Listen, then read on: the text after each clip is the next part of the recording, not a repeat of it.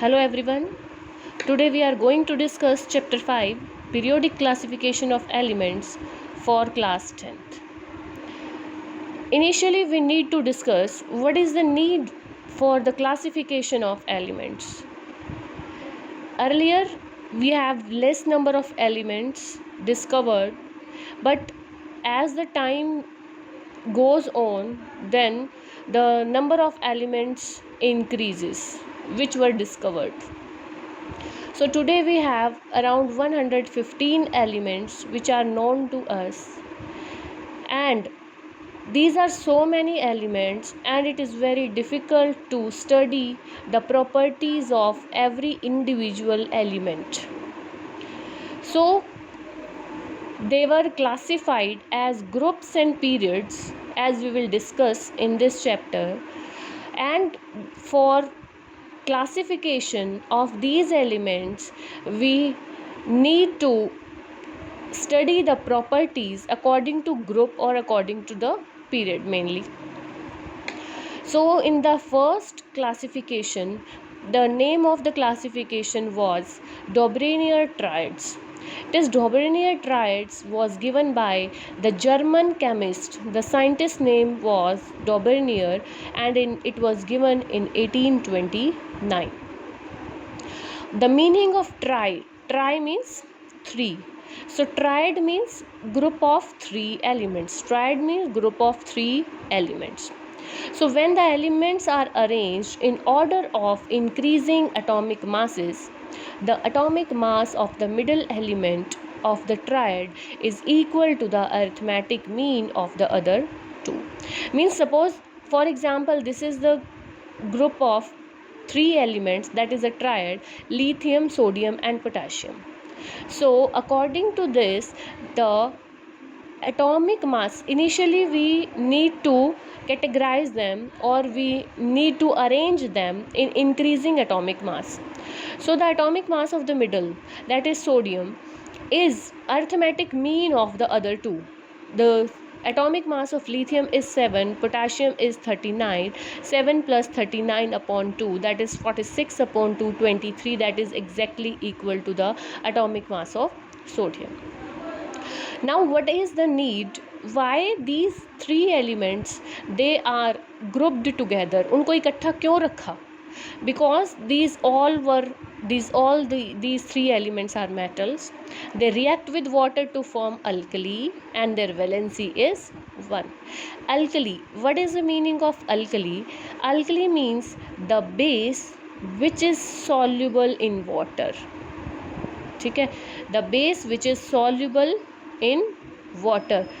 जो बेस पानी में सॉल्युबल होता है, तो ये क्या करते हैं, ये वाटर के साथ रिएक्ट करेंगे और अल्कली बनाएंगे. मीन्स ये वाटर में डिज़ोल्व होकर जो सॉल्यूशन बन रहा है वो एक अल्कलाइन होगा, अल्कलाइन सॉल्यूशन होगा.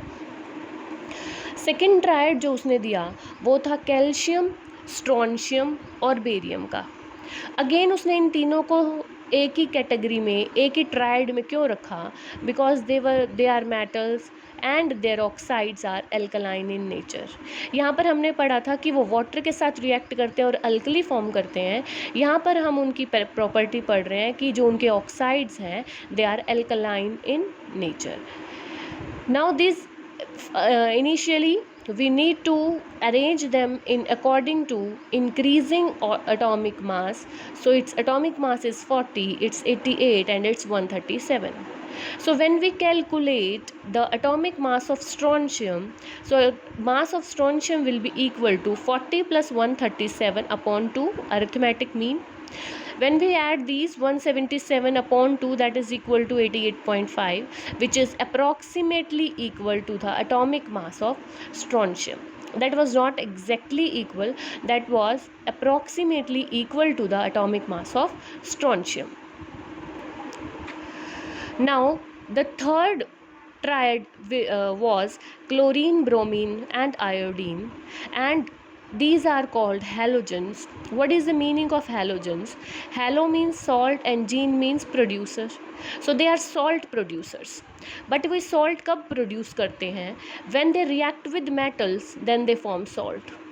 After reacting with metals, they form salt, so they are called salt producers. So when they are arranged in mass increasing atomic mass, the atomic mass of chlorine 35.5, bromine 80, and iodine 127. When we calculate the mass of bromine, then it was 35.5 plus 127 upon 2, that is equal to 162.5 upon 2, 81.20.